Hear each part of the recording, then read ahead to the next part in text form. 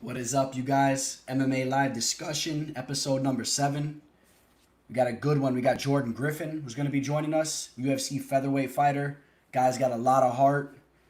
Extremely exciting fighter. Every time he steps in the octagon, it's an exciting fight. So he was actually supposed to be throwing down this past Saturday.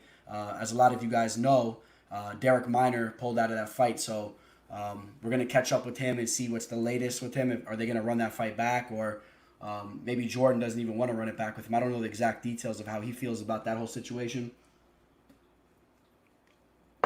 We're gonna get into all that, man. We're gonna be catching up with him, and then other than that, you guys know the deal. We're gonna be talking all things MMA. Of course, this weekend we got a hell of a card. Fight night, Blydes versus Volkov. Extremely excited for that. Not only just the main event, man. That the entire card is pretty exciting, if you ask me. There's a lot of fights I'm looking forward to, so I'm pretty excited about it. Just to pull up a couple different fights that are going to be going down. Some sleeper fights, man. Roosevelt Roberts taking on Jim Miller. Lyman Good versus Belil Muhammad. Clay Guida versus Bobby Green. I mean, even the girl fights are exciting, bro. Like Courtney Casey versus Jillian Robertson. That's a sleeper fight. That's going to be an exciting female fight. Looks like they rescheduled Frank Camacho on the card. He's going to be taking on Justin James. So that's pretty cool that they got that fight put together last second. A fight that I'm going to be talking about here in a little bit to you guys. I wasn't able to break it down as well as the Frank Camacho fight. I want to break down for you guys too. But the Austin Hubert versus Max Orozco, I want to break down that fight for you because I wasn't able to do that in my fight prediction video. We'll get to that. And then other than that, of course, Josh Emmett versus Shane Burgos is another exciting fight before the the main event that we'll have, which is an exciting one, a very exciting one if you ask me. Let's see. Yeah, Jordan Griffin will be joining us. He will be joining us shortly. Let's see. Actually, just reaching out to him right now.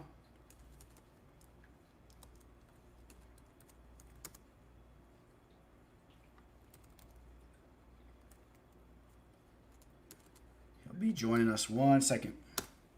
Just going to resend him the link so he can hop in.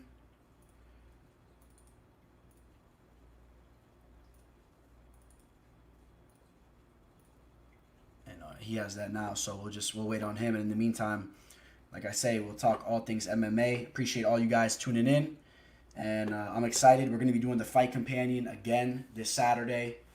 I'm really excited for this Fight Companion because, I feel like the last one was a lot of fun. We had a lot of people in there. I think at one time we almost crept up on about 50 people in the Fight Companion, and that was a fight card that really.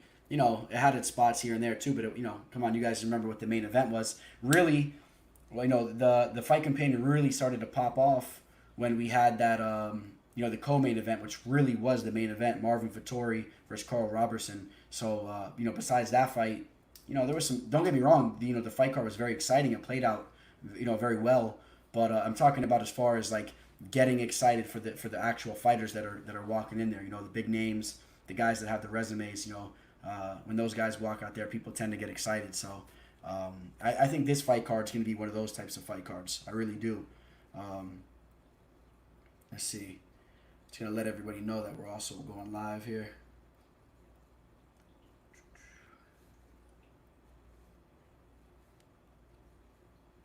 You guys know we got to let the late folk know.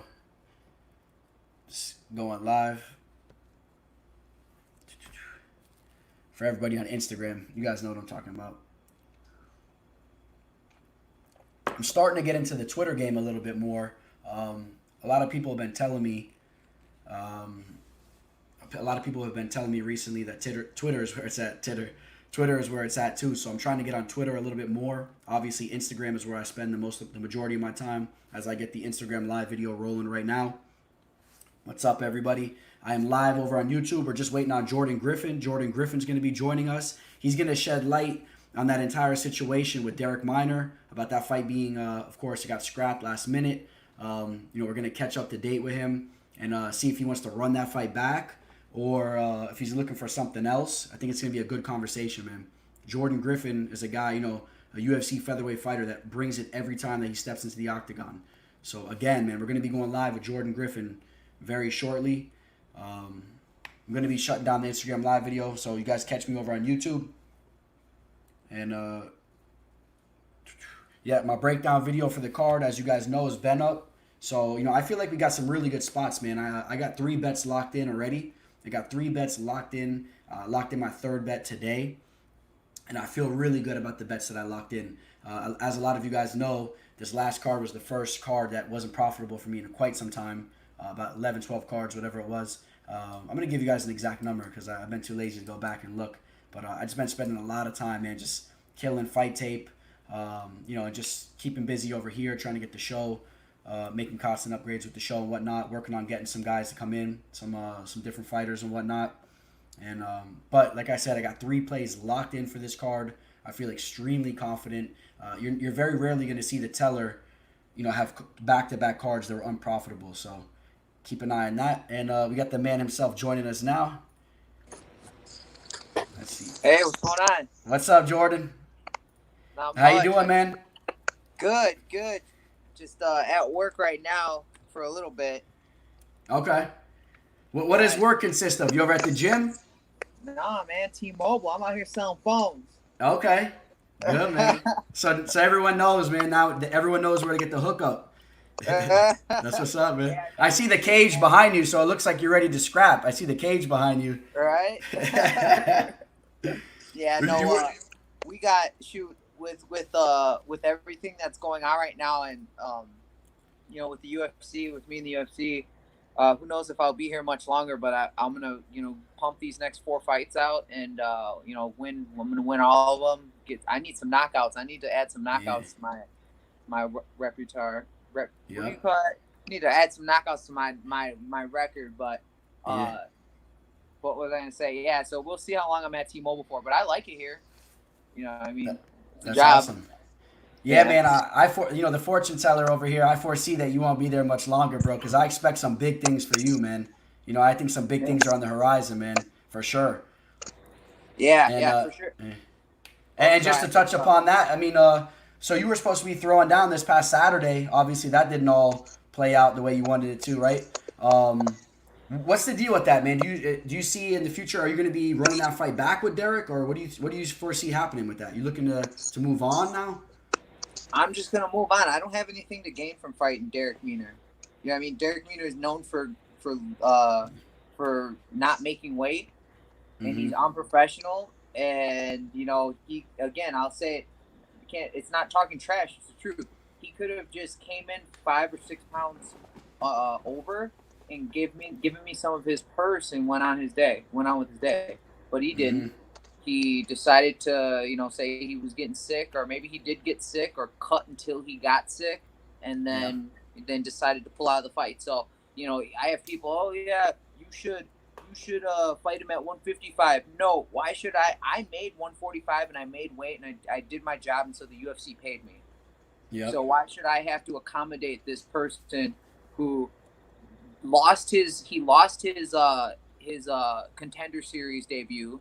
Then they still gave him a shot. He lost his debut in the UFC, and then he came back and he wanted to fight me. And he took the last minute fight to fight me, and then he didn't make weight. What? Yeah. I'm the one, dude. I won my contender series. I didn't fight scrubs to get into the UFC. I fought all dudes who had 20 plus fights, and they all, including him, and I beat him by armbar. I didn't fight him to decision. He was online saying, "Oh yeah, well, I dominated Jordan the whole fight." Cool, homie, you dominated me the whole first round and part of the second until I tapped you the fuck out. Exactly. So why does it matter? So in my head, I'm like, I just want to move up the ranks and I want to fight someone different styles. And I think this next fight that I have coming up is a good one. So, we'll see how that goes. Yeah. I was quite surprised because, like you said, man, you already took that guy out, man. You finished him. And then you're a guy that brings it every time you step into the octagon, which generally, the UFC likes to reward guys like that. So I'll be honest, I was almost kind of surprised, I guess, that they gave you that fight, but maybe they thought the first fight was kind of an exciting fight, so they wanted to remake it or whatnot. But like you said, man, this guy, you know, as a fighter, I mean, I'm sure you know, like as a fighter, if you have a loss in your record, I mean, most guys want nothing more than to get a chance at redemption. This guy gets his chance at redemption and then doesn't even show up. So I feel you on that. He gets his chance at redemption in the UFC. Yeah, yeah. You know what I mean? Like I learned that rule about making weight and shit, and I'm like, you ask any of my teammates, I'm crazy about making weight. I've never missed weight out of all of my pro and ami fights. I have never missed weight. The only time I almost missed weight was against Juan Archuleta, and it was 1 pound. I went and I ran around the hotel like 6 times, came back. They were like, "Are you sure?" And I was like, "Yeah, let's do this." And I made weight right on the dot, and and that was a title fight. So I don't play with that weight stuff. I use the PI, the UFC PI. I use Lockhart and Lathe. I use my resources, and it's awesome. You know what I mean? Like, why not? So yeah, definitely. It's what it is, though. So are you out in Vegas or how does that work? No, I'm in Milwaukee, Wisconsin right now, man. I'm in the middle of the city. I'm at Midtown in the 56 and Capitol, man. I'm in the middle of the city right now, and yeah, I went out to Vegas. I'm flying back out to Vegas on Tuesday, and they actually just gave me an opponent today, and I signed the contract. So you'll probably see that a little bit later today. If they post about it and stuff. But I'm flying right back out on Tuesday to fight on the 27th. So I'll be fighting not this weekend, but next weekend. We can't get any breaking news on MMA Live discussion of who that opponent may be. Oh, okay. Thanks, man. I appreciate it. Yeah, we're going. Sorry about that. No problem. No, there's. He's awesome. Oh yeah, cool stuff, man. No, I was gonna say there's no chance that you might break some news here on MMA Live discussion episode number 7. Who that opponent may be? Let me see. I'd have to click over here. I hope I don't lose you. If I click out of this, will I lose you? No, I think you'll keep you in. If not, you could come right back in. Okay, cool. Give me a quick second. All right. Can you hear me? Yeah, I can hear you. Oh, okay, cool. So I didn't lose you. Let me look here because I just signed the contract, and I don't really think they care. If I say anything, but whatever. I signed the contract. It's signed. So his name is Yusuf Zalal. Oh, okay. Yusuf is it? He's making his UFC debut. Yusuf. No, it's his second. It's his second. Yeah. UFC fight. So it's Yusuf YOU and SEFF, and then Zalal. So it's ZALAL. Yeah, I'm familiar with this guy too. Exactly. I see. Yeah. He's 8-2. Oh, he's the Moroccan fighter, right? Yep. Okay. So I'm gonna give him a warm welcoming. Yeah, man. So it should be good though. I mean, he looks good. It's funny because I was like, damn, dude, he fights like a younger me. I feel like my game's evolved and gone through so many changes, and it's really weird. Like right now, my game is going through it's going through a little bit of a change. Like trying to deal with the wrestling and just trying to be more diverse. And I think my mindset has always been like, oh, my striking's bad. Because I was originally a ground guy, always from the start, like a ground guy, like a submission wrestler. That's what they called it, like when I started. But they're like, I was like, my striking's horrible. So what I do, I spent months like over years, just striking, working with Anthony and the Pettis brothers, and like with Duke Rufus, and like just trying to like get better at that. And so I've gotten a lot better at striking. And then all of a sudden it's like, oh, my jiu-jitsu's not that great. So I'm sitting on the mats for like ever, just like, oh yeah, I'm going to work on this. And now I'm focusing on wrestling, and I'm like just really covering myself in wrestling and all different, learning how to cut angles. It's more of like a filling type thing. Like I need to just be able to react faster. And, but when I see him, he's 23. And I think back when I was like 21, 20, in that like my early 20s, like I really fought like him. Like I like to move around a lot, and I tried to be real lengthy. And then I think just as I've gotten older, I'm like, fuck it, I'm gonna punch this dude in the face. Yeah. One thing I could say, bro, is like whenever I'm breaking down tape, man, I watch a lot of tape. One thing I notice about you, first off, I feel like you're very well rounded. I think your ground game is well above average. You know what I mean? You're always pulling off submissions. But one thing that sticks out to me is your heart, bro. You definitely got like a different type of heart when you're in there, bro. You see it. You know, I seen you and just you're never out. You know what I mean? At any point in time. You know what I mean? And that's why obviously you continue to win a lot. You know, you're just always in the fight, man, pulling off subs late in the fights or whatnot. You know, and that's one thing I admire. Yeah, one thing I added to the toolbox, man, is those slaps. Oh yeah, the Stockton slap. Dude, I don't know what it was, but I was just like they were like, open your guard up more. Like I keep getting stuck with these wrestler types who want to like stay on me, and I was like, I was trying to close my guard and jujitsu them. I'm like, fuck this, I'm gonna open my guard up more. And when I opened my guard up, I was like, wow, like none of his punches were landing, and I was like able to create that space between me and him. And then I was like, well, fuck it, I had like room to hit him. I was like, I'm just gonna slap him. So I slapped the shit out of him. I was like, oh fuck, that works. Was that? Are you referring to your last fight? That was against TJ Brown. Talking about the TJ Brown fight? Yeah. Yep. Yeah. So I'm excited to use that more this upcoming fight if I get the chance to. But I'm excited for a lot of things, that are coming up. But this fight, I saw he's 8-2, and we'll see how he does against me. So and I would have to do some more research on him myself, but I'm trying to remember. I believe he's a striker. No, I think he has a striking base. Yeah, like he really fancies the Darce choke. I know that much, but he has a very like lengthy, like he likes to strike, and I'm okay with that. I'm definitely okay with that. And we were looking at some stuff just like on how I think I'm a good style for him. Like he's a good matchup for me. Yeah. So. And I need a knockout, so if he wants to fucking play with fire, that. Yeah, bro.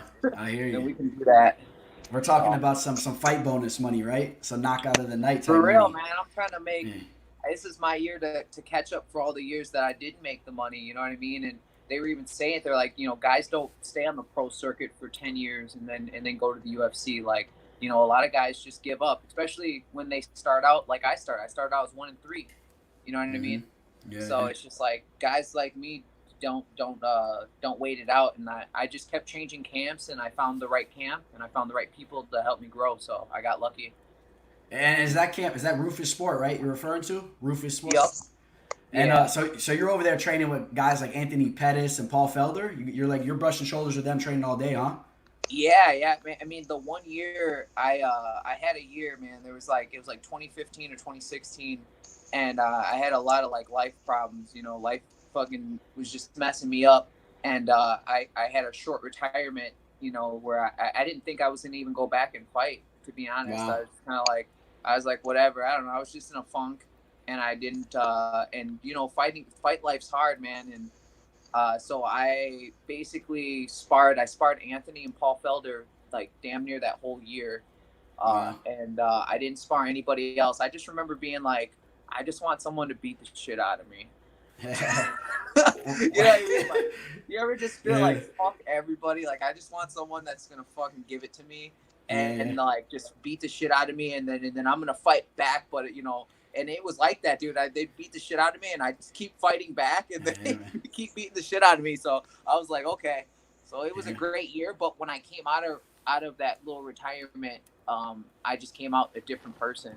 You know what I mean? Yeah. I was resilient before, but I came out way more resilient, like extremely resilient after that. So it was nice. That's awesome. Yeah, I can only imagine. And especially, like you said, if you're looking to get your ass beat, I'm sure Anthony Pettis and Paul Felder are the guys to go to, Oh, yeah. Right. All day. Yeah. So, I read up a little bit. I seen some stuff about you. So I heard you say that as you were growing up, you were big into sports, right? All types of sports. You were really an athletic type of dude. But let me ask you this. When did you kind of realize that, besides just the sports aspect, that you were a fighter? I mean, when's the first time that you really maybe went to a gym and trained, or maybe the first time you got in a street fight or something, or, the bully was messing with you? I was 18. I got jumped across the street from a police station, and by like 6 dudes. They tried to jump me. I was high as fuck. I had like just smoked a blunt. And I was all high and shit. And I was like, I like to run. I was like weird. Like I would smoke weed, but I was like very athletic. Yeah. I know how that goes. I know exactly how that goes. Yeah. So I was like, I was like, whatever. I was just grabbing some munchies, and these dudes like asked me for some change, and I pulled out I had like a pocket full of change, And I was like, oh, this is all I have, man. And I gave it to him. And I was like being nice. And the dude like hit me one way. And then I grabbed his shirt. No, he hit me one way, and then his buddy hit me the other way. And my body kind of just went each side, and I was just kind of trying to grab onto whatever I could. And I grabbed his shirt and just started fucking going in on him, on his face. Yeah. And his buddy backed the fuck up because I was like, I don't think a lot. Like I'm very nice. Like look, this is how I walk around all the time, dude. I'm an extremely nice person. I don't like throw my weight around. Like people don't even know I fight at T-Mobile. Like some of the customers recognize me and they're like, hey, why do you work here? Like, is that you? And I'm like, yeah, man. And they're like, why? I'm like, dude, I'm trying to buy a house because you got to have like, job history and shit. So So I was like, I kept the T-Mobile job and because it works. But yeah, no, I go like 0 to 100. Like if you hit me, I don't care what's it. Like I'm gonna fucking blast you. And so like, I knew that before I even started training. And so yeah, that one kid hit me and the other kid hit me and I grabbed the kid's shirt and I tore into his soul. Good, and then 4 other dudes jumped out of the bush. And I was God. Well, I was like, so how'd that end? Did you took them all out or what? You ended up having to hit the road? I thank God I wasn't that arrogant or that hard-headed. I ran into the gas station and I held the door shut. They were all trying to pull at it, trying to open it. And I literally just held the door shut and I was trying to lock it too, but it wouldn't lock. And then the dude that was behind in the gas station, there was like plexiglass or the bulletproof glass. He wouldn't like let me in. I was like, dude, lock these fucking doors. He like wasn't gonna help me. I was like, no. I was about to just let them in and let us all tear the fucking store up and fight. I was just like, whatever. But I ended up going to my house. I called the cops. The police station was across the street. I called the cops. They didn't come. I went to the police station.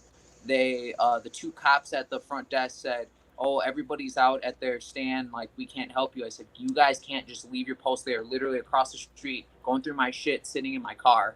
And they said no. And so I walked home because I lived a couple blocks away. And my mom was like looking at me like, what's wrong? And I grabbed my bat and I was like, I'm gonna go kill these motherfuckers. Yeah, bro. My head was just like so maybe that's when I knew I was like gonna be a fighter. I didn't know I was gonna be in the UFC or any of this, but I for sure knew like I've always had like that temper. It's just extremely hard to fucking get me there. Yeah. I know what you mean. But yeah, I got back, dude. The cops never came, and then that following week, I had met somebody, and like their uncle was like, hey, yeah, you should try out MMA after high school and stuff. And I was like, well, what's MMA? And they're like, oh, it's like wrestling, but you can punch people. And so I went up to this gym and I started training. And I think like 3 or 4 months later, I started fighting amateur. And then I fought like maybe once a month or once every other month that first year as an amateur. And I was 4-0. And then after I went 4-0, Duke Rufus had contacted my coach at the time and asked for me to come up and to spar Anthony because Anthony was getting ready for the WC world title against Ben Askren. And so I was like 19 years old. And I was like 19 Oh, you mean Ben old. Henderson? Ben Henderson, right? Yeah, Ben Henderson for the title. Yeah. So I was 19 years old, and that's when I met Anthony Pettis and went in there and sparred him. And wow. it was a cool experience. And then I was also going to school with his brother Sergio. So me and Sergio were on the same wrestling team. So oh wow. So just to run that back. So when you first went to the gym, you weren't necessarily an MMA, a UFC fan. You weren't somebody that grew up watching the UFC and whatnot. No, I had seen maybe one fight, and it was Chuck Liddell versus Randy Couture. Like that's like my earliest memory of like a fight. But other than that, like I didn't really like know what UFC was or any of that stuff. And I knew some, I'd been in some street fights and fought a couple, some people trying to fuck with me because I swear to God, I'm just nice to people, and I guess I look too nice or something. And then people take advantage, right? Yep, and people want to fuck with me, and then I gotta fucking take the glasses off and get fucking crazy. Yeah. So I'm just like, but yeah. That's good. You get a little bit of training in, Get a little bit. Yeah. So But no, yeah, no, it was, dude, it was awesome. I don't think if I had to go back and pick any other route in life, I don't think I would have. You know what I mean? Because I met so many good people, and I'm happy to be where I am right now. You know. Good stuff. We got a question for you over here. Somebody asks, having Indian heritage, Native American heritage, right? How do you feel the UFC promotes Brock Weaver? Brock Weaver, dude, I fucking love Brock Weaver. Yeah, me too, bro. I'm a fan. Brock Weaver, yeah, dude, he's just like, I feel like whenever I would go, because I was King of the Cages bantamweight world champion. I'll circle back around to Brock Weaver, but I was King of the Cages bantamweight world champion, and I just remember like growing up, like I didn't know my dad, so my dad's black and my mom's Native American and Mexican, and my grandmother's 100% Native. My grandfather's 100% Mexican, but he's just as dark as me. But he's 100% Mexican. And can I ask you what tribe? Do you know what tribe? Oneida and Ojibwe. Okay. So I'm from my tribe is Oneidas in Green Bay, Wisconsin, and the Ojibwe, it's called Bad River Band in northern Wisconsin. And yeah, I'm enrolled with the tribe and everything. That's great awesome. gift my grandmother gave to me. But my grandma would always tell me, because I didn't know my dad or anybody.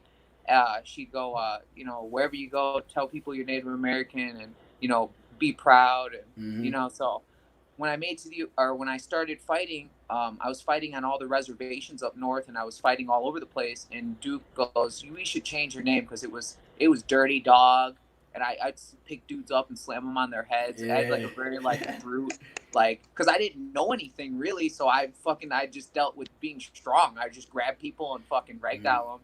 And so, but he changed. It was Dirty Dog, then it was Native Psycho, it was Dirty Dog, then it was Psycho Hammer. Psycho Hammer was awesome. Everybody, kids love that shit. And then he said, "Why don't we just turn it to Native Psycho? So you can represent your Native people." Yeah. And and I changed it to that, and I went and fought on all the res on the up north and stuff, dude. And, people loved it. My whole family from the res, or a good amount of them, would come up, and they'd all watch me and support me, and they still do. That's awesome. When they can. So it's great. It's funny how you say like how your nickname came about. Like for me, when I went in my gym right away, they found out I have Greek heritage. You see, I got the Greek gloves. Everyone right away, I'm Spartan. They're Spartan. But it's funny. It's funny because like when you look at it from a Greek aspect, it's like Sparta is not really even close to where my family was from. But every Greek is a Spartan, right? And you got a lot of American guys too. Everyone's a Spartan, right? Everyone. Russian fighters have the nickname Spartan. Everyone loves that nickname. But that's cool stuff, man. But back to Brock Weaver. Oh, yeah. When I would watch all the Native American fighters, man, every time there was a Native American fighter, whether he looked out of shape or not, or he just didn't look like he was going to win, dude, I'd put all my money. I'd bet people in the crowd he's going to fucking win.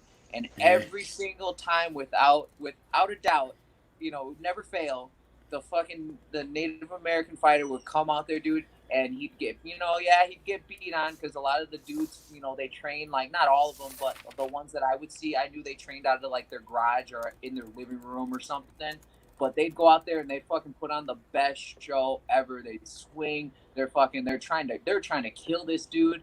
And I just think that's something. When I saw Brock Weaver, or first started following Brock Weaver, I was like, oh yeah, this guy's gonna be great. And I watched him fall. I started following his fights after he fought Charles Bennett, Crazy Horse. Okay.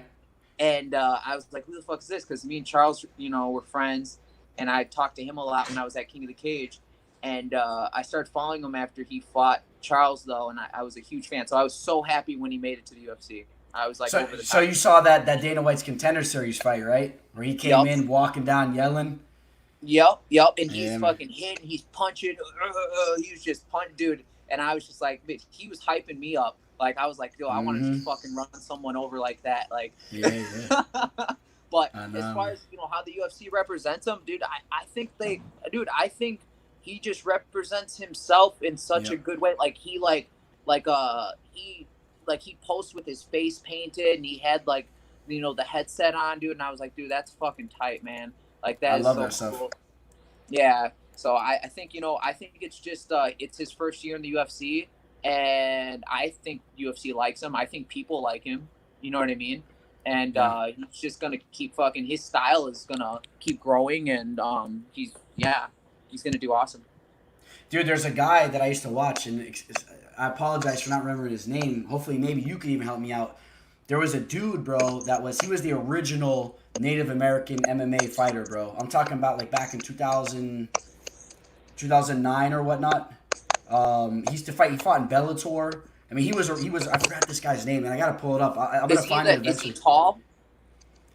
I don't think he was. I don't remember exactly if he was tall. I think he was like either a welterweight or a middleweight fighter.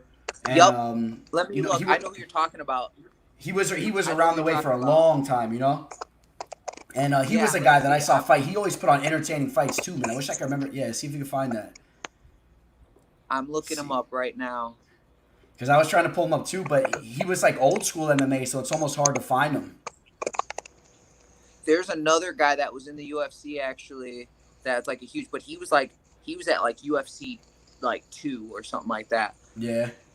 Let me see who is it. Brian Baker, Kendall Grove. Oh, was it Dan Hornbuckle? No. Kendall Grove, though. No, not Kendall Grove. I think Kendall Grove was Hawaiian. No. Is he Hawaiian? I thought he was. He has a bunch of like native.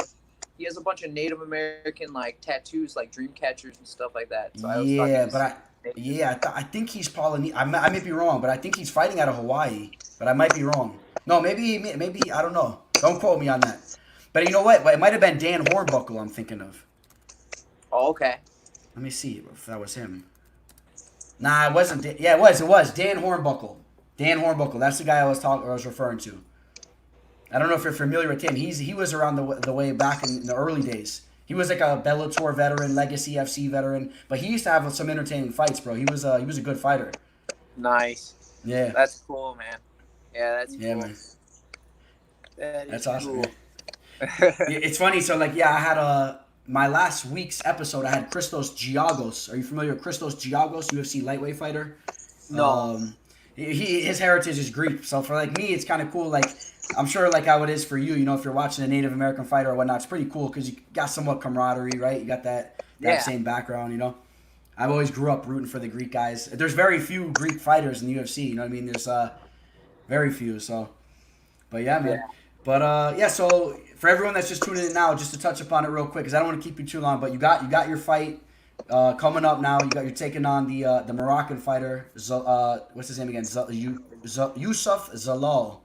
For everyone that's listening, so everyone that's watching, you guys already know it's going to be a very entertaining fight. Every time you step in there, man, it's a good one. So. Thank you. And I appreciate you coming on, man. Anytime down the road, anytime you want to hop on, if you have any. Oh, actually, before I forget this, bro. Everyone that's watching this video, make sure you catch him over on his Instagram. Jordan, what's your Instagram? My Instagram, my Twitter is Jordan Griffin, JordanGriffin 29. Okay. So yeah, make sure everyone gets over there because I heard you say a little something. I saw you doing a live video. And you're like, I got to get my Instagram up. So I was messing with you. Like, come on, MMA live discussion. Hell yeah. It goes up every fight. It goes up just a little bit. But I don't, like, some of these people, like, they have, like, 10.2 thousand, people on the thing. And I'm like, are those robots? Like, are they paying for that? Or, should I do it? And I'm like, I don't know. I've thought about it, too. Trust me. I thought about it, too. I think I want to get natural. Like, I'm starting a YouTube channel called Professor's Assistant, and I've been talking about it for like over a year. And I started the channel up, but I need to start getting more. I need to start getting more like actually getting the material and stuff. And I have an editor and everything. So awesome. I'm just waiting to put it together and get things rolling. I'm probably gonna really get on it after this fight, to be honest. So awesome.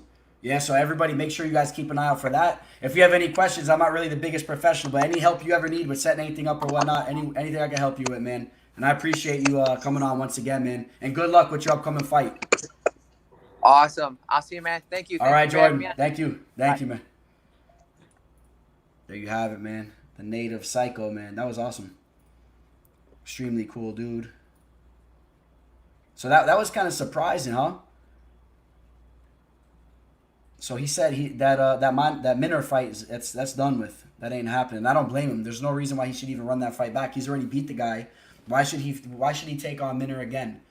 You know, Griffin's looking for bigger and better things, man. I think this fight that he has coming up with Yusuf Zalal is a perfect fight for him. That's a fight that we're going to want to keep an eye on as far as where the line's at and whatnot, because that's a fight I expect Jordan to go out there, maybe pull off the submission. Maybe even you take a look at the submission props. That was cool, man. Yeah, so what else? What else we got going on? Of course, we got the fights this Saturday, man. Fight Companion is going to be taking place this Saturday. Also, man, I have the promotion. I did up it to an entire month. I'm going to be giving an entire month of free picks to anybody that wants to join the raffle. Just send me that screenshot of you referring 3 people on Instagram and 3 people to subscribe to the channel. A lot of people have been starting to do it, so I might even pick a couple different winners. I'll make sure, you know, I'm not going to make it extremely hard for you guys to win it. I'll pick a couple different winners, you know, the more people that keep joining. So that's good stuff right there. The Fight Companion, like I talked about earlier, it's going to be going down this Saturday. The Fight Companion is going to be going down. Last week's Fight Companion was amazing, and that fight card, you know, I talked about it, you know, on paper was pretty much horrible, right? But it did deliver, so overall the show was exciting. We had some exciting moments, but expect this Fight Companion to be a lot more exciting, because we got some really exciting matchups that I think we're all going to be getting pumped for. So, you know, we'll have these guys coming out, man. We got some legends in the game. They'll be coming out to fight, and we're going to be excited to watch it, man. And how about that main event, Curtis Blydes versus Alexander Volkov? It's not going to be, I'll tell you right now, it's not going to be the type of fight card that ends and, you know, you got Jessica I and Cynthia throwing down, and, you know, I guess it was exciting, you know, for the women's flyweight division. Not to poke jabs, but it's going to be a little bit different when you have a heavyweight matchup of Curtis Blydes and Alexander Volkov. That's a whole different type of story. That's going to be the type of fight that ends the show, and you feel like you got your rocks off after it was done. You know, you're gonna be set. You're gonna be good to go. You're not gonna be sitting there itching your head like, what's going on? Because, you know, that Cynthia fight. I don't know. You know, Cynthia dominated the fight, and it was exciting for us because, for those of you guys that remember, what we did is everybody that was on that live Fight Companion, we did something that we rarely do. We said, hey, we gave a free pick out, man. Me and Arsene talked about it. We said, hey, we're gonna do we're gonna throw some money on Cynthia. We had Cynthia to win the fight anyway, so we wanted to make some money on her, and that's what we did. So I'm excited, man. You guys join the Fight Companion, man. I'll throw some tips out there here and there. Let's see what we got over here.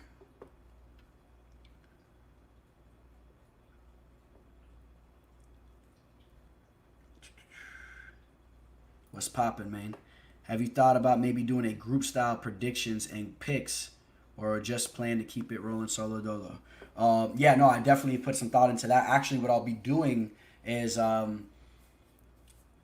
I'm gonna do down the line is I'm gonna be doing some.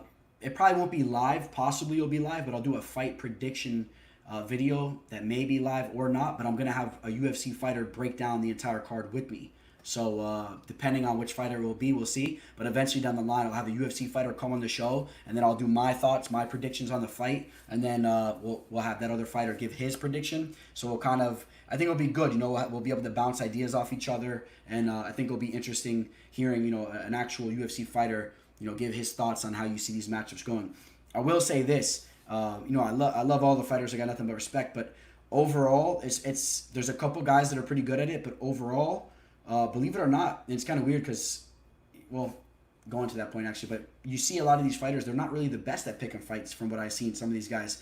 But I think a lot of them have emotional ties to particular fighters, and I think that really skews their decisions on picking these fights. Because if you look at the UFC fighters that actually do the fight predictions, they're really not, overall, they're not that good from what I've seen. At least they're not on the type of level I like to hold myself, you know, on. So, but there's no question that you see it time and time again, because they'll pick a fighter that, like, you know that they have a tie to, they have some ties to, they train with him, you know that they've shared camps or whatnot, and it's a fighter, you're like, why are they picking him? He's not going to win the fight.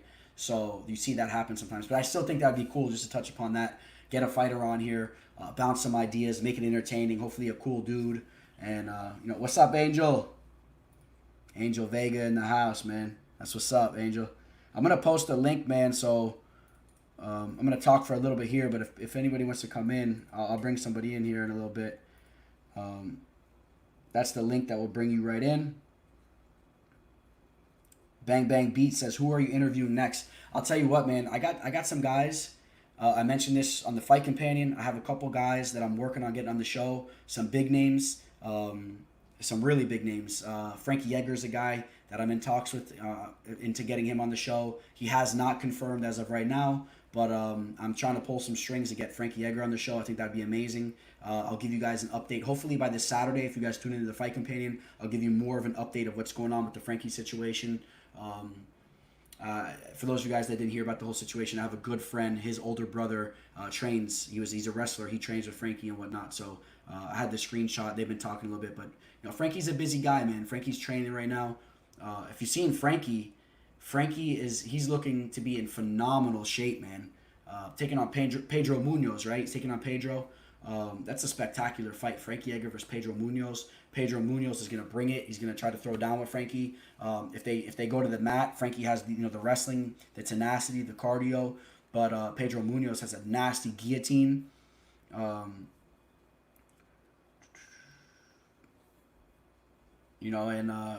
So yeah, that's a fight I'm really looking forward to. Oh, a couple of things I want to talk about. Let's get to it. There's a couple of fights I was not able to break down for you guys because they were announced after I recorded my video. First and foremost, Austin Hubert is staying on the card, but now he's taking on Max Roskopf. This is a fight I want to break down for you guys right now. This guy Max, for those of you guys that are not familiar with him, this is a guy that I am familiar with. This is a guy that has an excellent wrestling pedigree. This is a guy that's been training over in Vegas, man, putting in time with Robert Drysdale. Frank Mir is a guy that's very high on him. When you got guys like Frank Mir talking about your grappling abilities and how mentally strong you are, that's definitely a big thing. Just to touch upon that. So, this guy Max, you could have got him. And when I say you could have got him, realistically, you couldn't even have got him. But minus 120 and 5 dimes, it immediately dropped. And it settled right around minus 180. So it's at minus 190 now. I know some people think that line's pretty high. This is a guy that only has 5 professional fights. But this is a guy that is an excellent grappler. Like I said, an excellent wrestler. And not only is he a wrestler, this is a guy that transitioned to BJJ with that wrestling background, so he has the strength. He can get on top of you and whatnot, control where the fight goes. But this is a guy that's been training high level BJJ, very high level BJJ. Robert Drysdale, if you guys aren't familiar with Robert Drysdale is a guy who he made his transition to MMA, and I was really excited to see how far he would go with it, but he ended up kind of stopping, did fail a drug test. But this is a guy that's one of the best BJJ practitioners on planet Earth, straight up one of the best BJJ practitioners on Earth. And when you got a guy like Robert Drysdale training you, that's a big thing. Now the line's pretty high. Like I said, he's only had 5 professional fights. And then you got a guy in Austin Hubert. Austin Hubert's a guy that has amazing cardio, training over at Elevation, over there in Colorado. This is a guy that, if you look at his losses in the UFC, only 28 years old. If you look at his losses, it's hard to judge, right? Judge him based off his record. You have to really, really pry into his fights to see what kind of fighter he is. Because if you look at the guys that he lost to, Davi Ramos and Marco Madsen, I'm extremely high on both those guys. And Davi Ramos is an excellent grappler. His BJJ is spectacular. You guys know the deal with Davi Ramos. And then he got a win against Kyle Prupalik. And then after that, he loses to Marco Madsen. Marco Madsen's an Olympic caliber type of wrestler. This is a guy that we've won money on. For those of you guys that have been rolling with us, you guys know what we're talking about. Marco Madsen's a guy. You take a look at Mark in his last fight. Got to touch upon Marco Madsen because he's a beast. And by the way, Marco Madsen, guess who he's been training with for this fight? He's been training with the one and only Max, the guy Max that we're talking about that's taking this fight. So think about that as well. Max is literally grappling with Marco Madsen. But Marco Madsen just took out Austin Hubert, Danilo Bellardo. Remember, he took him out over there, over in Europe. The crowd went nuts. But these are the type of guys. I know I'm bouncing back and forth, but these are the type of guys that Hubert lost to. So Hubert's, as of recently, has only lost to the best of guys. And then you look at that Eric Wisely loss. The Eric Wisely loss was in 2017. If you guys aren't familiar with Eric Wisely, go pull up his resume. That's a guy I've been watching from way back in the day. That's a guy that I don't really understand why he's not in the UFC. There must be some personal beef because Eric Wisely just continues to win. And then other than that, Austin Hubert, check out Harvey Park. Over in LFA, Harvey Park is a guy we saw fight in Dana White's Contender Series. A guy that some people are high on, but he dropped the ball on Dana White's Contender Series and lost. So, I got to pick Max to win the fight. Line might be a little high. We'll see how that all plays out. But Max is a guy that, the cage is going to be small, and I think Max can get a hold of him. And don't sleep on Max. Don't sleep on Max's striking either. Max's striking, he's been working with the Black Cobra. For those of you guys that are familiar with the Black Cobra, so he's been putting in striking with him. If you guys heard any rumors about an injury that happened to Max, Max said that it was an injury, but he didn't miss any type of gym time. He just wasn't able to go balls to the wall the same way that he usually does. Instead of going balls to the wall, but he's still doing two to three workouts a day. And he did some work at Elevation as well, not the fight camp, but he was up in the mountains, I think Colorado somewhere. Well, so I expect him to be in shape, and I'm going to pick Max to win the fight. Whether you feel comfortable or not, grabbing him at almost 2-1 odds, that's up to you guys. Austin Hubert's obviously a tough customer that trains with an amazing fight camp as well. Let's not forget about that. And now we're going to bring in Arsene. What up, Ars? Dude, I was thinking about what you were saying about, like, you got these fighters giving out these bad picks. You know what? I kind of like that because the more people giving out bad picks, the better the lines we can get. Like, if everyone was out there giving great picks out, all the lines would be -300, -400. We'd have to parlay 2-3 fights together just to get a decent line. But if you got people giving bad advice, man, then we can usually get a good line. Like, look what happened on Burns against Woodley, man. Like, I don't know. I honestly don't know who was putting money on Woodley. Like, other than the casuals. Casuals, yeah. Because my buddy, my coworker was like, yo, I'm about to put money on Woodley. I'm like, I don't know, man. I don't know if that's a good idea, bro. And you remember what we did? We capitalized on that Burns line. So, moving forward, everyone stay tuned. I mean, you guys stay tuned for my breakdown video. Obviously, we got Burns and Usman. Stay tuned and see who I'm picking in that fight. The line is actually, to my remembrance, it's a little worse actually than the Woodley fight, I believe. The last time I looked, I'm gonna pull it up again real quick. Yes, it is worse. Gilbert Burns is plus 165, plus 155. So there's more money on Usman than even Woodley. Now I think that's more reasonable because I think Usman's a better fighter than Woodley. Obviously, I mean we saw what happened when they matched up. So we'll see where that line settles in here after a couple of these cards pass through, and the fight's getting closer. It'll be exciting to see. So yeah, dude, I'm still kicking myself for not putting like 10 units on Burns or like really sizing up on the guy. That would have been that would have been crazy to win like yeah. But I know, but hindsight is 20/20. I get it, but like I felt like that would have been a good play because there was very little points that I was even worried about. Even worried about Burns. I mean, a couple of times when Woodley kind of like he cocked his the big right hand. Was it the big right hand or the big left hand? I don't even remember. Right. Big right hand. Like, I was a little concerned. I'm like, oh my God, I hope Gilbert is careful. But still, I mean, you were barely breaking a sweat. You know what I mean? Like some fights, you're like, oh snap, man! Like, No, I knew Burns once I saw that fight start off, I was like, yes, I knew it right away. I'm like, money in the bag because it was transpiring exactly how I pictured it would from what I saw on tape, and it was going very, very smooth. It's funny though, Burns is a guy for whatever reason, man. People like, I mean, obviously he's getting respect. I mean, he's getting a title shot now, but for whatever reason, as far as betting goes, people just keep sleeping on him, and I don't understand why. Because the Damian Maia was a fight that I capitalized on. I made a bunch of money on, and then again the Woodley fight, and it's weird because even now still, Usman's almost a 2-1 favorite. Yeah. Maybe because like these guys are more like physically imposing than Gilbert Burns. Gilbert Burns is a shorter guy, smaller guy. Damian Maia looked much bigger than Burns. And I mean, Damian Maia has a bigger name. Yeah, and almost like what you say, he moved up in weight, right? Because remember, he used to fight a lightweight. So people look at him like a lightweight fighter, and then they think of him like matching up against these lightweight fighters, and then they're like, oh, now he's fighting welterweights that are bigger, and these are the big name welterweights, so they're going to smash him. but they don't really realize that he filled into that frame perfectly. Exactly. He's a welterweight fighter. He is, absolutely. It's funny. I won't even say their names, but there was these other guys I used to watch like a long time ago.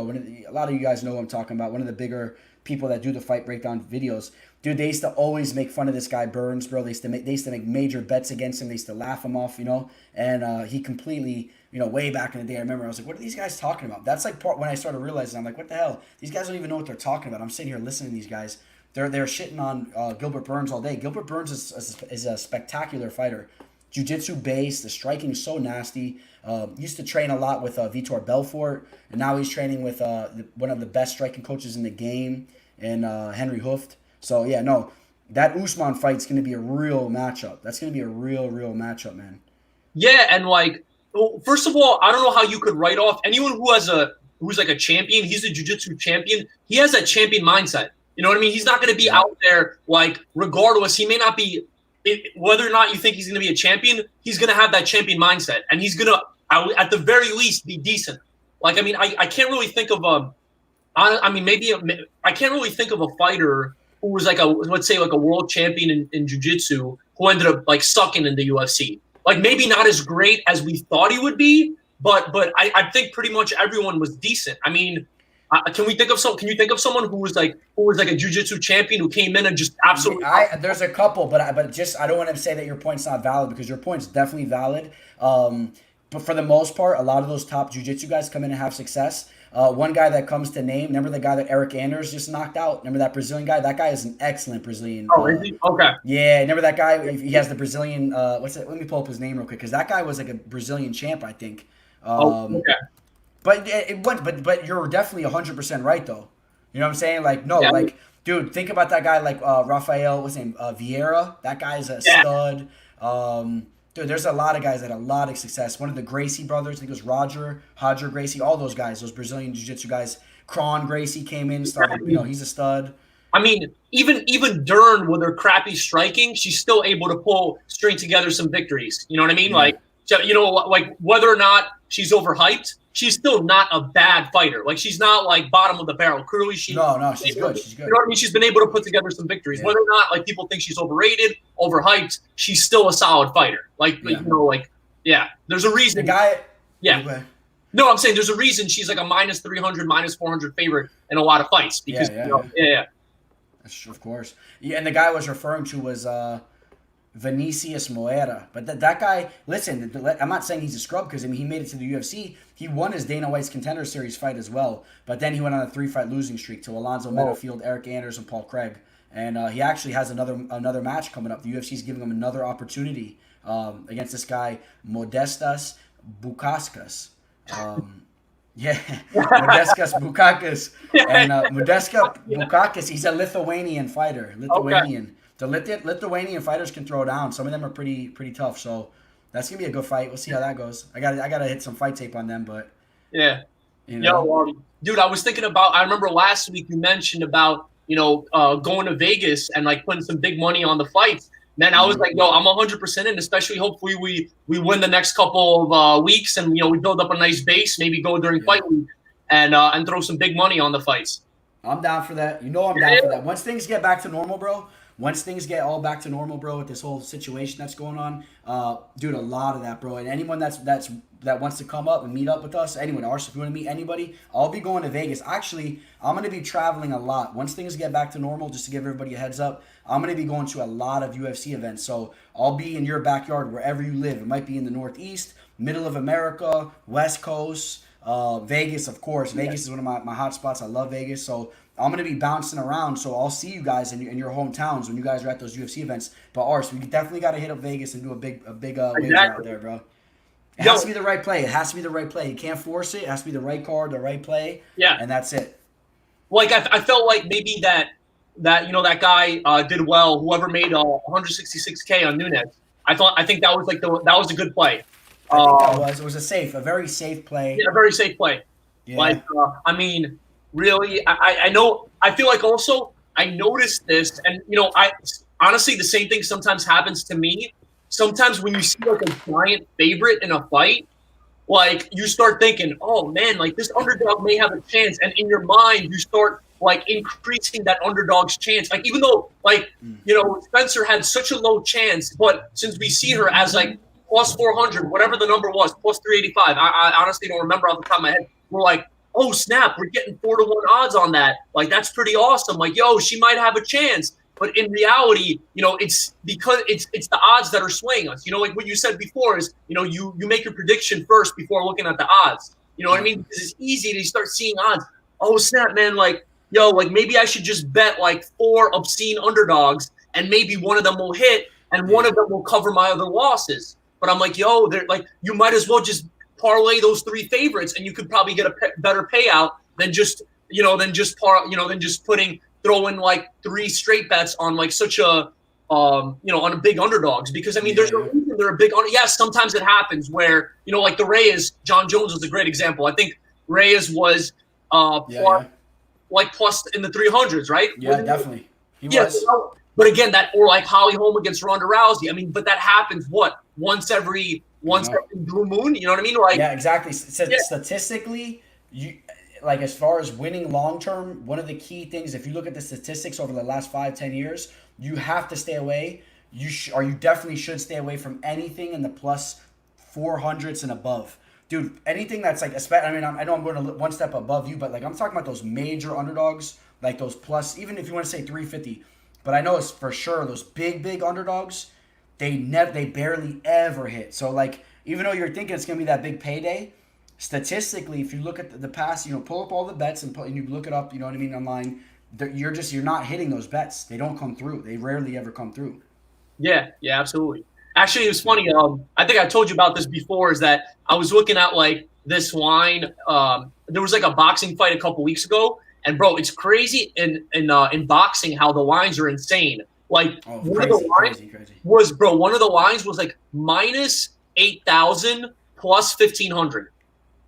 So talk about the spread on that, the hold on that. It's insane. And I remember, like, out of curiosity, I was like the minimum, the lowest line that they had was like minus 800 or something like that. And I was like, I'm curious, what if I parlay, like, I wanted to just look at the numbers. Like, what if I were to parlay all the big favorites on it? Like, and it was like a 5 or 6 leg parlay, and you were paying nothing, getting 25 cents on the dollar. If you but I'm like, I was thinking about that. Maybe like I'll just try with a small amount. I mean, I ended up not doing it, but I was like, what if I try with a small amount of money? Because if there's such big favorites and boxing is more like predictable, if you're still getting 25 cents on the dollar, it's still something. If they're obvious favorites. I mean, I ended up not doing it because I don't really know that much about boxing.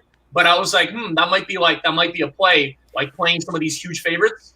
You know what it is about boxing too? Boxing, you don't get as many knockouts. You don't get as many of those flash KOs. Of course, you don't have any submissions, of course. But you don't have those rare finishes that throw those X factors in. So, like, for the most part, when you have a better boxer, that's why the odds are like that, because pretty much they're going to win. You know what I mean? Like, good luck catching somebody with the 12-ounce or whatever, 14-ounce glove. And it's only one aspect of striking. You just got the hands. And you got their opponent that's been training their whole entire life for just one specific thing as far as defense goes, and that's just to not get touched in the head. And they're moving like a wizard, man. And it's like, all right, good luck. And you don't see that many knockouts in boxing, man. I grew up a diehard boxing fan. Like, let's get that straight. So I grew up in my house. My dad was an amateur boxer. My dad used to box in New York. He used to box police officers. Back in the day, the police officers would do this thing. They would have these things where it's amateur boxing, and anybody can go and box them. And they wanted to box because they wanted to keep in shape and whatnot. And he had big boxing matches. He had trophies and all that type of stuff. But he was an amateur, not a professional, of course. But I grew up watching, HBO, was it HBO After Dark or whatever it was, HBO fights. And every time you had the big pay-per-view, which I didn't really realize as a kid, like now streaming whatever, watching stuff. But like when there was a big boxing card, you could always just watch it the next weekend on HBO. No matter who it was, but they would put all the big fights the next weekend. And as a kid, I used to tell my dad, we try not to like see who won the fight, And back in the old days, it was actually easy to not know who won the fight because I didn't have Instagram, any social media. I didn't have a phone. The only way I was going to find out who won the fight is if I pulled up the newspaper. So I wouldn't look in the newspaper. And really, all my friends didn't watch boxing and fights like I did. I was like one of the only kids that really was into that stuff. how many kids in whatever grade, fifth, sixth grade, seventh grade, any grade, is coming to the lunch table like, yo, you guys saw that boxing fight? Rarely heard that. So, bro, I was a big boxing fan, to make my point. Big boxing fan. And eventually it got to the point, bro, where I got so sick with that sport, bro. I could think of a couple different fights, man. It just the robberies as far as the judging goes. Some of them, a lot of boring fights too, bro. I get excited for these fights, and then it was like, it's almost like, it's kind of funny to think about it like this. It's almost like, you're starting off doing something in the beginning. It's a little bit exciting. Think about aspects in life, and then they get a little bit boring to you.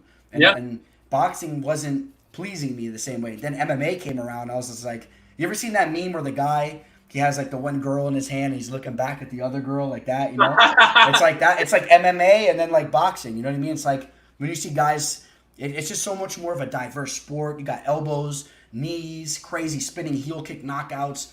And if you're not into the submissions, I think you're crazy. I love the submissions, bro. The crazy submissions, twisters, guillotines, rear naked chokes.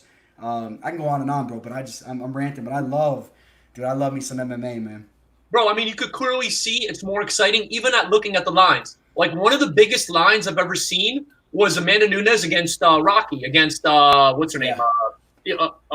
Rocky. Raquel Pennington. So the line was like minus 850. I haven't seen really a line bigger than that. But in boxing, bro, I was just looking at it. I told you, minus 8,000.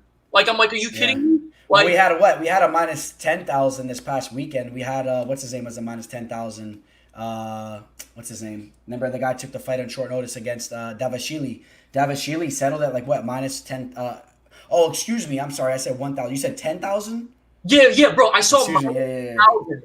And so that's different. Yeah, like the most I've ever seen. You said that he was more than minus 850? 1,000, yeah. He settled in at 1,000, which is high as hell too. Yeah, but that's like the highest you'll ever see in MMA. I haven't seen. Maybe there are, but like once in a blue moon. You know what I mean? The highest I've seen in MMA, actually, that I think about it, has probably been like a minus 1,400. I think it starts to close out after that, and I think that was like Shevchenko, Valentina Shevchenko. She settled at like minus 1,300, 1,400 before. Yeah, but like this one, I told you minus 8,000, bro, easily. You know what I mean? Yeah, and I'm like, it's crazy. Like, ridiculous. And, and I remember Mike Tyson brought up a good point. He was talking about how, in boxing, if someone's has faster hands than you and is stronger, like is a harder puncher than you, there's not really much you can do against them. In MMA, bro, you can take them down, kick their legs. And again, with having a head kick, anybody can knock someone else out with a head kick. No matter if you have pillow, maybe other than Ben Askren, because I don't think he can even throw a head kick.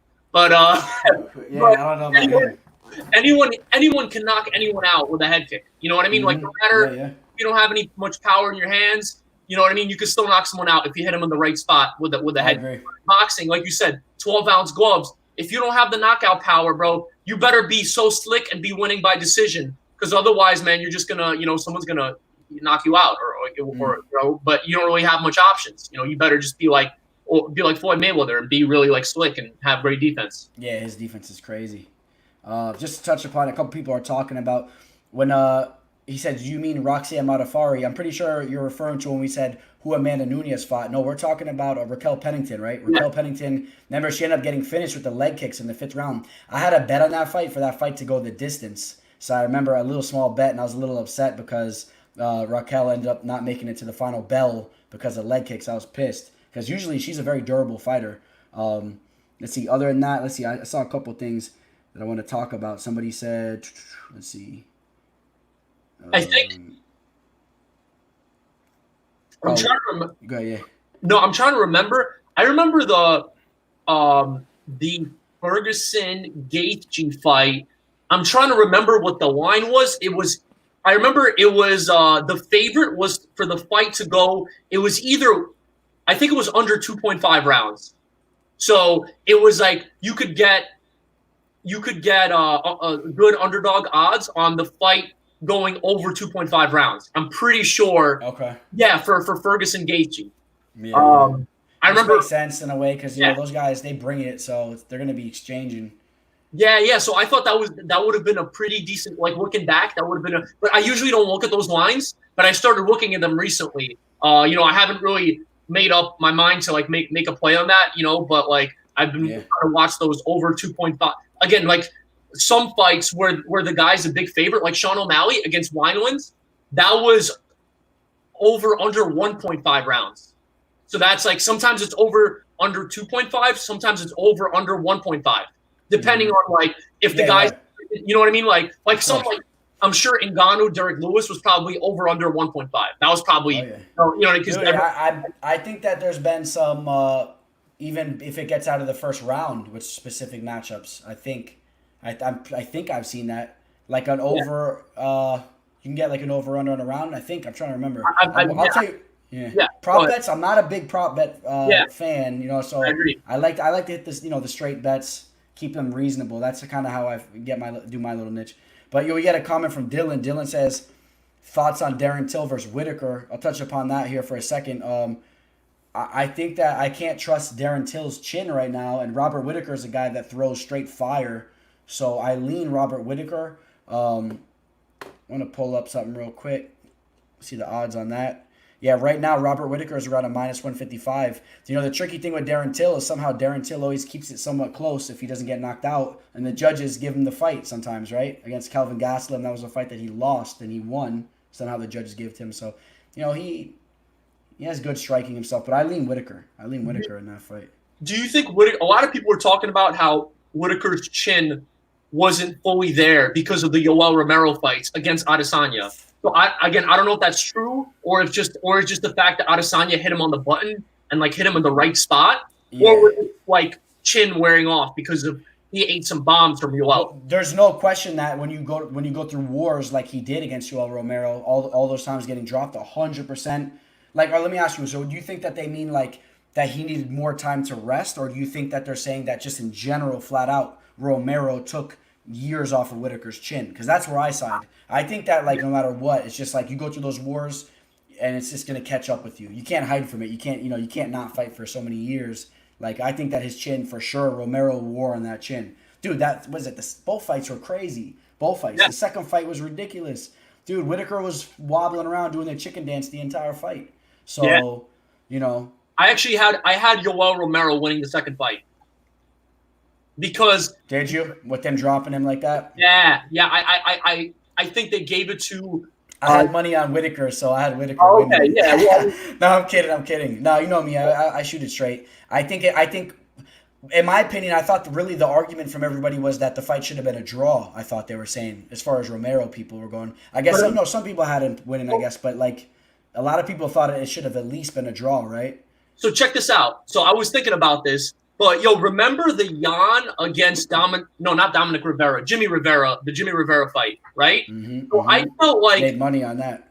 Oh, you made money on... So I didn't bet on that fight. I think this was before I started betting, but I don't even remember. But I remember Rivera, I felt like he was winning the rounds, and then Jan would almost finish him in the end of the rounds. So Jan would end up taking those rounds. So he hurt him. Yeah, he was hurting him bad. Yeah. I think you have to put more weight on almost finishing a guy.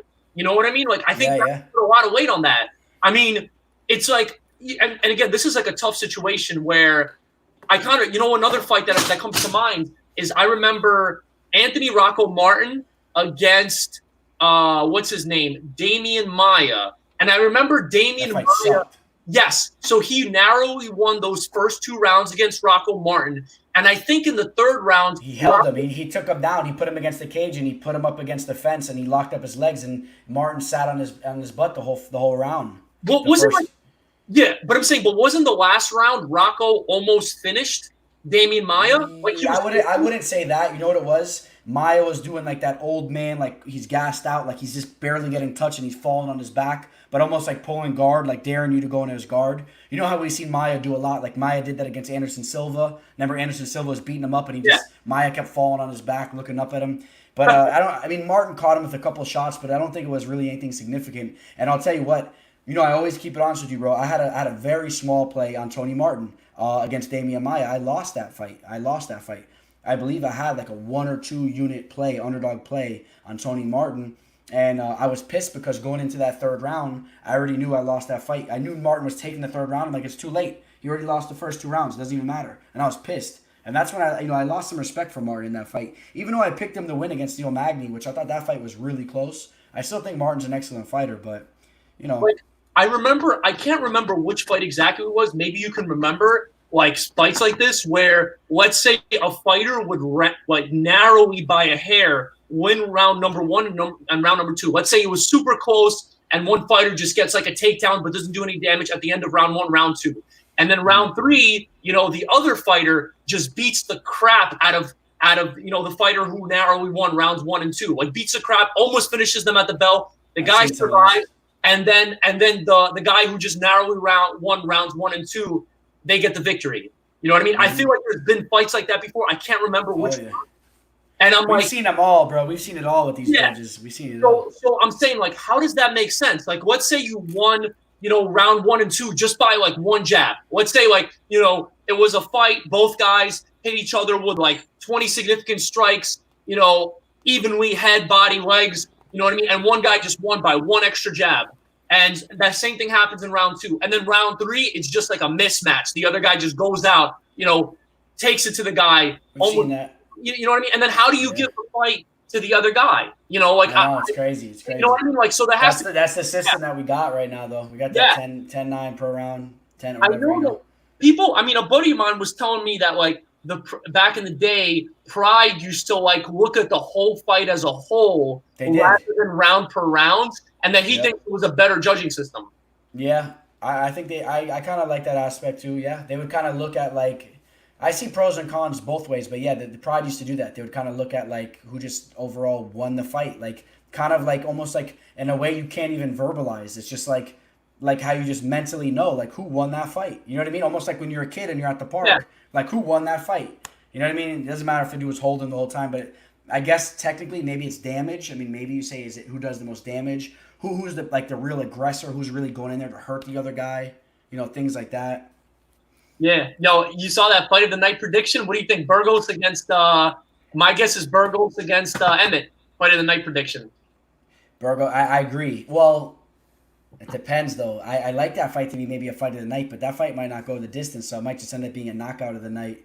But yeah, that's a fight that's going to be entertaining. But like for fight of the night, I mean, well, if you see that fight going the distance, I do think that could be one of the fight of the nights. For me personally, I think a fight that could be fight of the night where nobody gets finished and it goes to the end of the, you know, it goes to the last minute of the fight and it's like, wow, you know, that was an amazing fight. I think, let's see.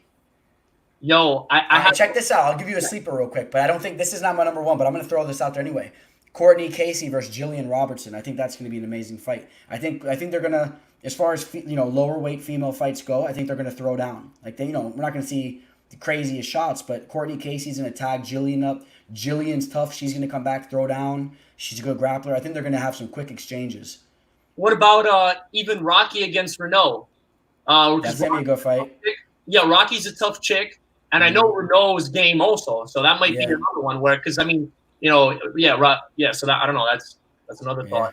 I mean, and then a couple other fights if they go the distance, which definitely have potential to be fight of the night, but you got to just question, are these fights even going to make it the whole way?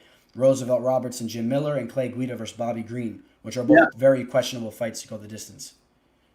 I mean, technically, I wonder what the odds are on like over under on Blydes versus Volkov. You probably like if you probably bet that the fight's going to go the distance, you probably get like plus 200, plus 300 odds on that.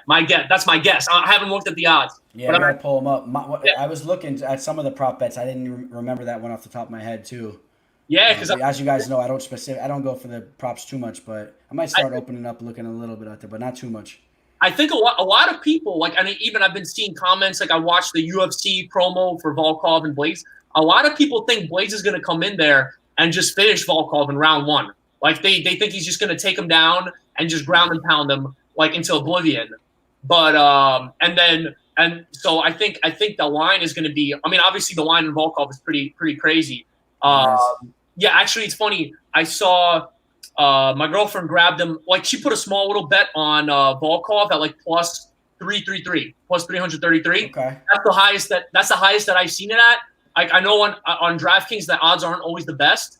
But like the last time I saw him, I looked at him today and he was like plus 297. So it went down a little bit. It was as high as plus 333 that you got him at. But that's just kind of like, honestly, that's one of those where You know, I do like kind of favor what like you do. What's his name? Blydes, but I think Volkov might have a fighting chance. Like that's one of those that you know. Dude, And then you know where Volkov is right now on Five Dimes? Five Dimes is it's one of the big sports betting platforms online. Yo, plus 345 right now still. Wow. And then Bovada has him at plus 300, which the plus 300 is the highest you've been able to get Volkov as of right now. So I mean that line it's still on the trajectory. Actually, hold on, let me try something out right here real quick. Let me try something a little new on the show. Let's see this. Bro, 100%. She got him because I was just looking at it. Let me pull up her DraftKings because I think I saw plus 333. How is this? Can you guys see my screen? Or does that look to you? Yeah. You can see it good. Okay, so like look, Five Dimes, he's all the way to 345 right now. Bovada's just been a steady decline all the way to plus 300. Yeah. It's crazy. And if you pull it up, yeah, I don't know, man. People are sleeping on Volkov right now, man.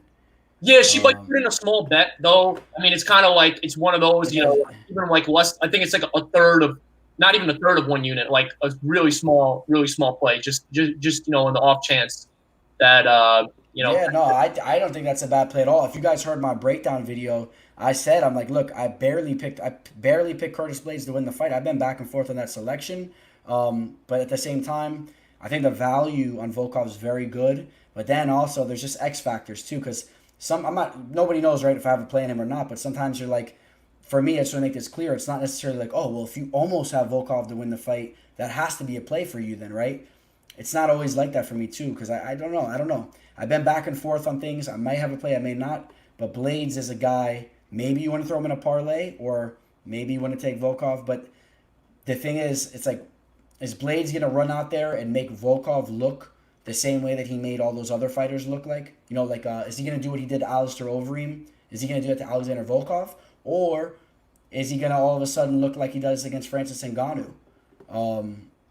You know, yeah. I mean, I don't know. If Volkov's a striker, man, Volkov can throw down, man. He can knock dudes out, too. Go run up into his grill, going for wild takedowns and this and that.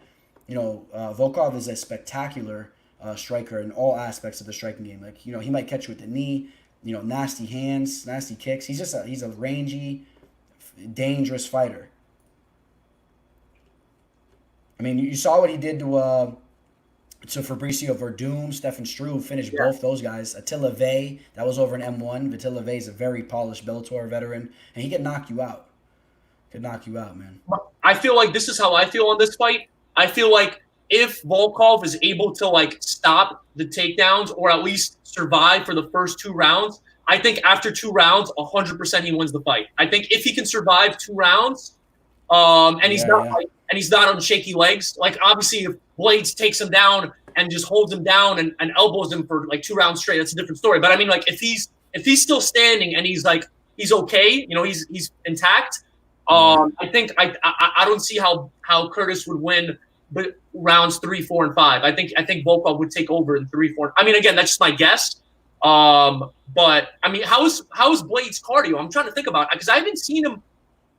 Has he? I think a lot of his fights don't even go to distance for Blaydes. Yeah, he hardly ever goes. I mean, well, I'll pull up a fight. The Justin Willis fight. That's the last time he went to the decision, and he looked amazing in that fight. I mean, he went balls to the wall the entire fight. Was it a 5-round? It was a 5-round fight, right? I guess Willis. I don't believe so. No, it wasn't. No. Okay, it was a co-main 3-rounder. Yo, remember he was like, your name should be Big Titty Willis. Remember that? Yeah. Because Willis was talking mad smack, and he was. That guy Willis. He disappeared. That guy Willis, man. He flaked away. He was talking all that crap, and he ain't even doing nothing now. Big Titty. He had a lot of hype. That guy too. Big Titty. Yeah. Yeah.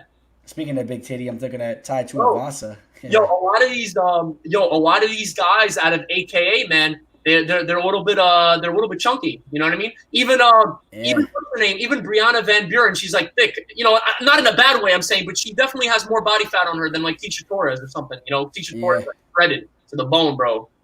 I'm gonna bring in City Boy. Yo, what's good, buddy? Everybody? What's up? How y'all doing? Chilling, bro. Chopping it up with Jordan Griffin a little bit ago. I don't know if you saw that. It was pretty cool. Yeah, bro. He works at my old store. Does he? Yeah, T-Mobile. But not the same T-Mobile. exact store though, no. Oh no, just I was company. like, what? Company. I was like, he Nah, took your job. He came in. He's like, you gotta go, city boy. Nah, cool. I seen it though, cause he followed me back on Instagram, and I seen on his story that he was posting, and he had on T-Mobile shirt. So I was like, man, this guy has a second job. I'm like, out of all places, wow, T-Mobile. You know, like it's kind of amazing. And hopefully, I mean, not to throw shade at it, but hopefully he's not in that situation. You know what I mean? Soon, he shouldn't have to have two jobs. You know what I mean? He should be able to be. He's a guy that delivers every time he steps in there, bro. He should be making enough money fighting. You know what I mean? I hope we see him. You know. You guys had a good interview. You got a good interview. It's cool, right? It's cool. I don't know if you guys heard that too, but like something's a little bit up with my sound. I'm gonna fix that. For some reason, when I do, I don't know. It sounds good now, right? I don't think you guys hear that chop. But for some reason, when I was doing the one-on-one interview with people on their phone, it's like chopping a little bit. I don't know if that was a problem when I was interviewing with him. I don't know if any of you guys heard that. But No, I'm gonna fix that up. All right. So yeah, man. I don't know. I mean, it might be shutting down the show here in a minute, but I hope to see all you guys on the Fight Companion. Fight Companion going down Saturday, bro. It's gonna be a stacked card, bro. Is there anything you want to talk about in regards to that fight card, bro? Before we slow it down. Yeah. First off, I got about like 2 to 3 solid plays I like myself. I see that you locked in 3 yourself. I see you're on Max. Have you seen that Max hasn't been training for 2 weeks? That he posted Let me ask you, what was your source on that he hasn't been training for 2 weeks? Where'd you see that? I seen it on like 3 different people's MMA breakdowns. Like Odds HQ, and then like 2 other ones on Twitter. Okay. You know, and then it's funny. DFWS by the numbers, or Odds by the numbers, DFWS. He mentioned it too. You know, but I was like, I heard people rumbling about that his cardio might be into question and whatnot. But everything that I could read and pull up, I mean, like every single thing you could pull up on this guy, as far as I'm talking about interviews that were just done with him recently, he explained it to me like this, or this is what I heard. He goes, I didn't miss any time as far as training goes. I didn't miss any time. But as far as the injury setting me back, the difference is that I'm not able to go balls to the wall with my training the same way I might be, you know, with some of my other fight camps. But he makes it clear. He's like, look, I'm the type of guy that I train 2 to 3 times every day. So, like, the way that I take it from all what I'm hearing is that this is a guy, in my opinion, that's on another type of level than all these other type of fighters. Not every fighter, but this is a guy that's on that different level. You know what I mean? This guy is a stud prospect. I think that he just slowed it down a little bit. I saw some evidence of him training recently with, depending on how you... Real quick, let me touch upon this. So when I say training, it might not be sparring, going balls to the wall, but, I mean, he's getting it in on the pad work, bro, with the Black Cobra. You know the Black Cobra? Yeah. I mean, they're tearing it up with the pad work. I saw him up in, like, the mountains, too, bro. He has it tagged elevation, so he's doing pad work with him up at elevation. If you look at how he looks, dude, physically, he's shredded right now, bro. Shredded. If you see how he looks right now. So, somehow he's still in shape. So, I don't know, bro. I think when you get these types of guys, bro, I think he's a cardio machine. I find it... I don't know if he's going to show up in there and look tired, bro, or not be able like, to push it could be pace. just this.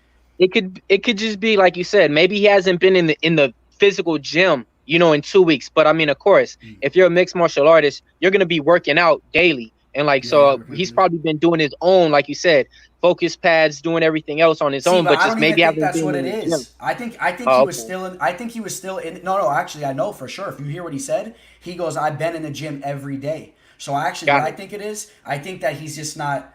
He might have, like he said, he's not sparring ball. He's not like scrapping up in the cage, but then he's just in the gym. You know what I mean? On the side, doing pad work. You know what I'm saying? He's still stretching out. He's doing pad work. You know, he's working on, you know, how it is, training little other different aspects of the game.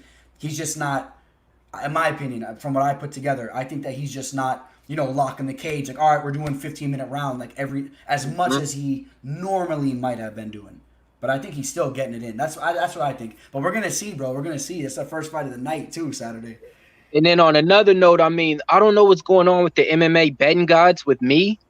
My number 1 plays for the last 5 events has been getting pulled. Matt Frivola pulled. That was my number 1 play. I loved it because of the money value on it. You don't have to put too much. Got him at 115, you know, and it was like, that's a fight I felt confident in. I'll take the grappler all day over Frank Camacho. You know, and it's like for the last 3-4 events, you know, like everybody's been getting pulled since Souza. Griffin got pulled too, right? Griffin was on early. His fight got scrapped. Bro, and that was my number one play last week. You know, him and Jordan Espinoza. No matter what, you couldn't go wrong with Jordan Espinoza last week. So had to get all over that. But what do you think, real quick? What do you think about Roxanne putting on all this muscle? Because I mean, look, I get it. Look. We all talked about the good things. We didn't talk about the bad things. We never seen her put on this weight and this muscle. What if that slows her down?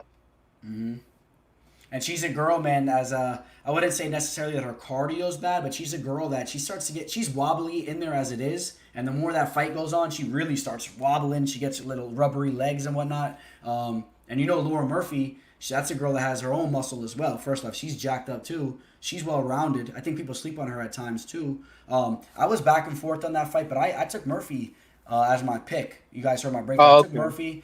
I just think that I think Roxanne's the type of girl. She's relentless. She's gonna keep pushing forward. But if she doesn't get those takedowns, each and every round, I think Murphy will get the better of the striking. I think Murphy can touch her up a little bit with the striking. So if Roxanne's going to win that fight, I think Roxanne has to control her and win all those, hold her down, hold her. I feel like go ahead, Arnie. Yeah, no, I was going to say that. I feel like that's pretty close to like a 50-50 fight. And I guess the value's on Murphy because what is she, plus some change, 100? I can't honestly, I don't remember.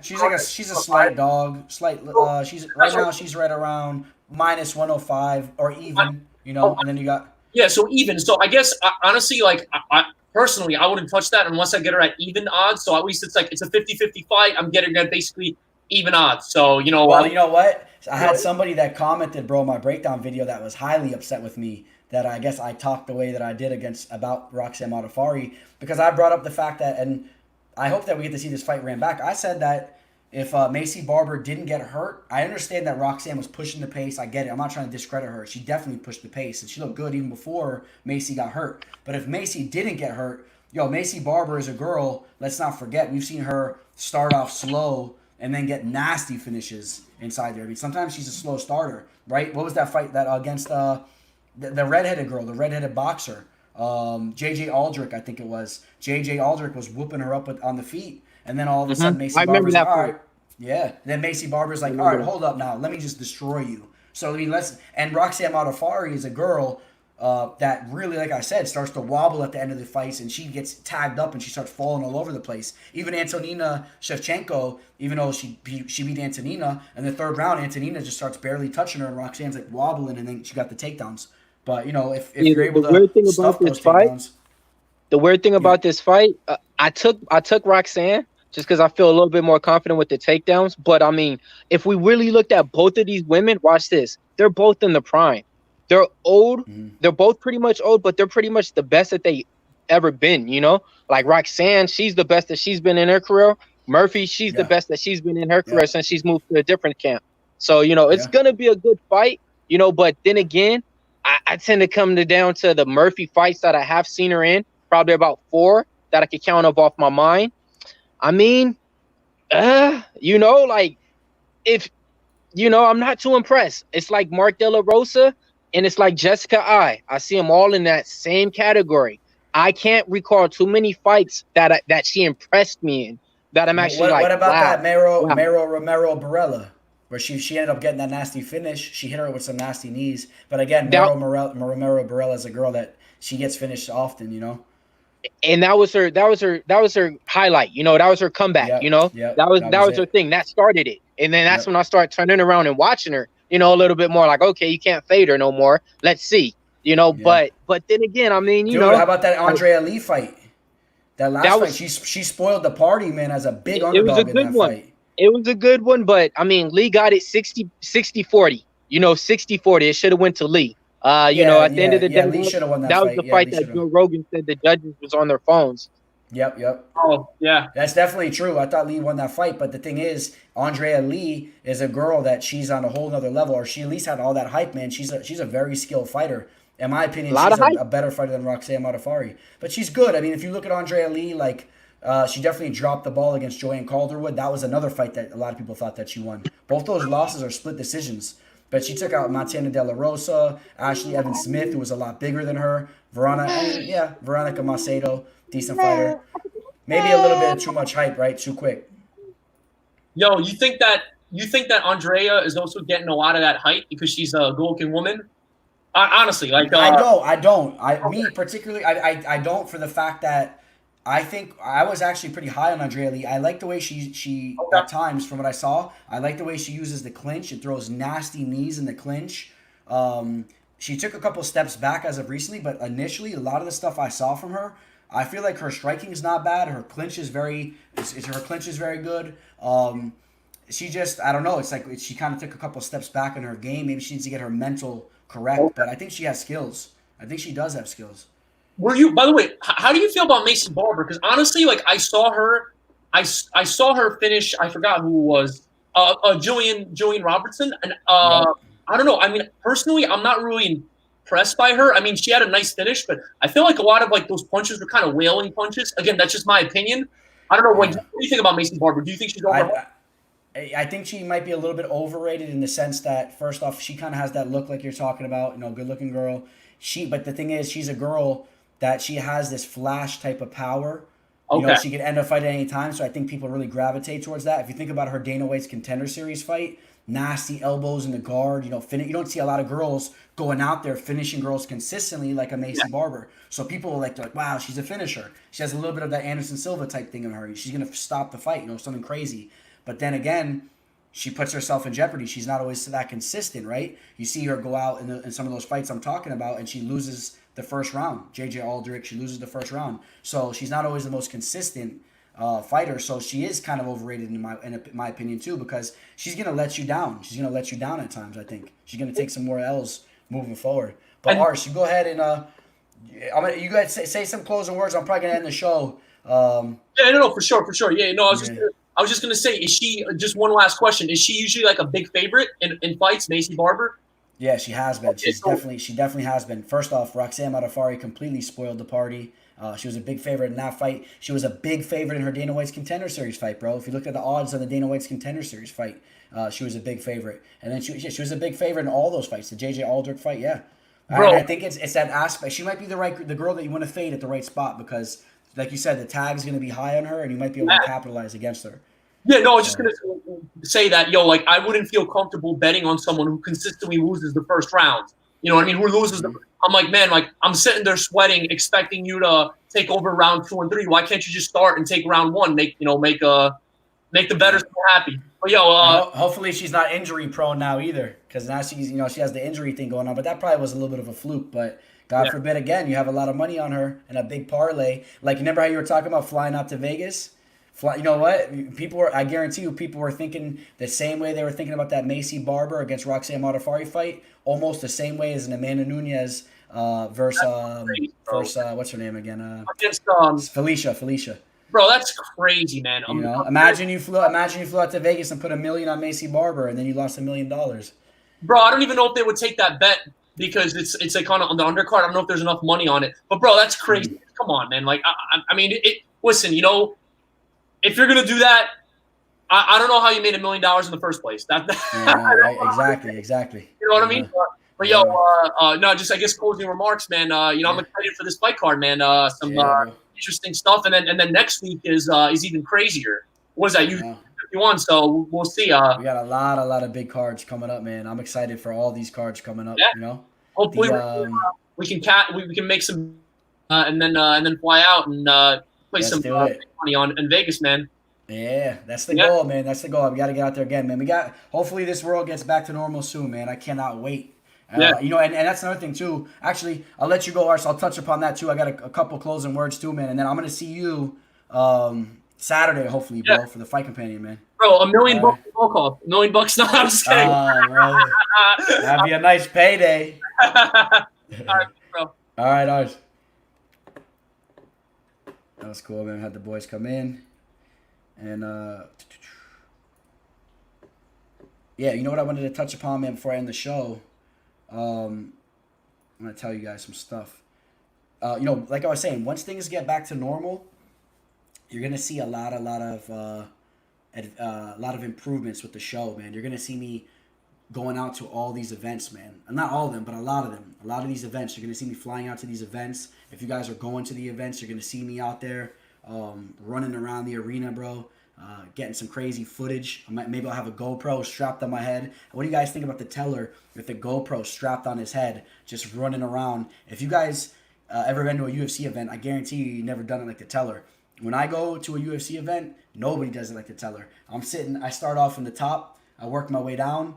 I sit cage side. I sit right above the fighters where they come out of the tunnel. Next thing you know, I'm in the back. I'm pouring up proper 12 with Conor McGregor and Dana White and the Fertitas. You know what I'm saying? So I'm going to be bouncing around these arenas. And now that I have this platform, forget about the footage I'll pull off, man. You guys wait and see what I'm going to pull off once things get back to normal. I'm going to be tearing these events up. I'm going to get you guys some wild footage. I've at these events that I've been in, I wish I had a camera half the time, man, strapped on my head. If you would have seen some of the things that I've been doing, man, like just crazy, man. Bumping into fighters, pouring up drinks, man. Like when I go, man, I go, man. We have a good time. So for those of you guys that are home, I think you guys would like to see that, maybe a live video or something.